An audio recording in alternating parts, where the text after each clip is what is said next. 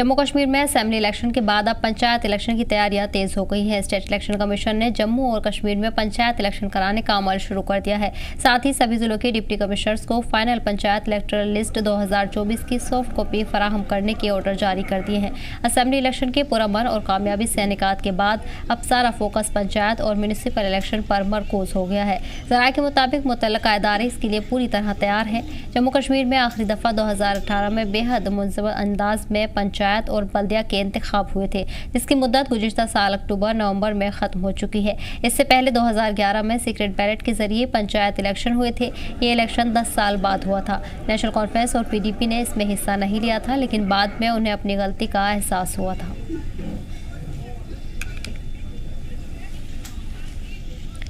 जानकारी के साथ हमारे नुमाइंदे ख्वाहिश जुड़ गए हैं। ख्वाहिश, अब इंतखाब कामयाब होने के बाद पंचायत इलेक्शन को लेकर तैयारियां शुरू हो गई हैं। अभी से जो तैयारियां हैं उनको मुकम्मल करने पर जोर दिया जा रहा है। फिलहाल क्या कुछ अपडेट्स?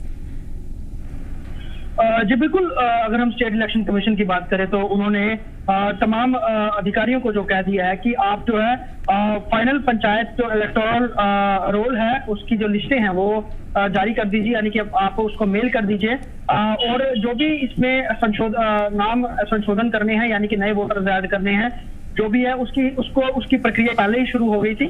और अभी जो जिस तरह से तैयारी की जा रही है, तो माना जा सकता है कि नवंबर के अंत में या फिर दिसंबर में पंचायत चुनाव कराए जा सकते हैं। पिछले साल 2023 अक्टूबर में पंचायतों का कार्यकाल खत्म हो गया था। उसके बाद जो है अभी तक चुनाव नहीं हो पाए थे। इस बीच रुकने का कारण यही माना जा रहा था कि जो OBC को आरक्षण मिला है, पहले जो कि पंचायतों में नहीं था, उसमें अब OBC को भी ऐड किया गया है। तो उसी प्रक्रिया के तहत जो है अब की बार OBC समुदाय के लोगों को भी आरक्षण मिलेगा पंचायत चुनाव में। तो उसको लेकर प्रक्रिया चल रही थी और ऑलमोस्ट वो प्रक्रिया संपन्न हो गई है। ऐसे में अभी जो है ये डाटा मांगा गया है, डाटा अपलोड करने को कहा गया है अधिकारियों को, और जैसे ही डाटा अपलोड हो जाएगा उसके बाद फिर नोटिफिकेशन जारी कर दी जाएगी और उसके बाद जो है आगे तारीखें या फिर अपना नॉमिनेशन फाइल करने का भी जो प्रक्रिया है उसके लिए भी जानकारी साझा की जाएगी।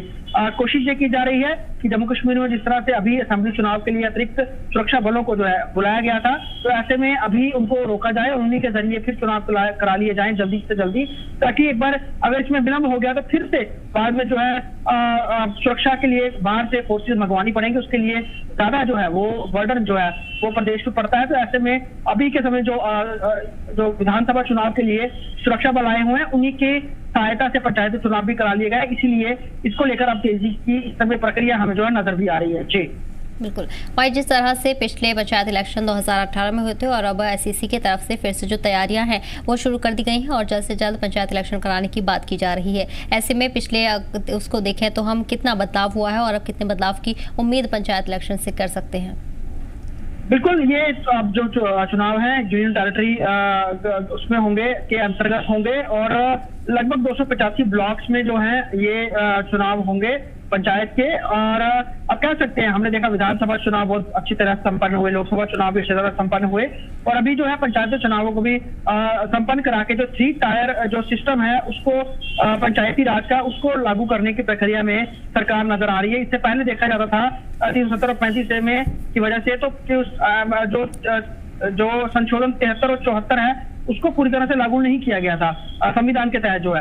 उसके बाद जब यूनियन टेरिटरी बनी और 370 और 35 से हटा तो पूरे देश का संविधान जो है जम्मू कश्मीर में भी लागू हो गया। तो यहाँ पर भी पूरी तरह से पंचायतों को एम्पावर किया गया। यहाँ पर म्यूनसिपैलिटीज के चुनाव कराए गए, चुनावों में उसमें सब कुछ होगा। और अभी के समय में अगर हम देखें तो पंचायतों को भी इसमें पावर दी जा रही है, उनको फंड दिए जाएंगे वो इसको यूटिलाइज कर सके।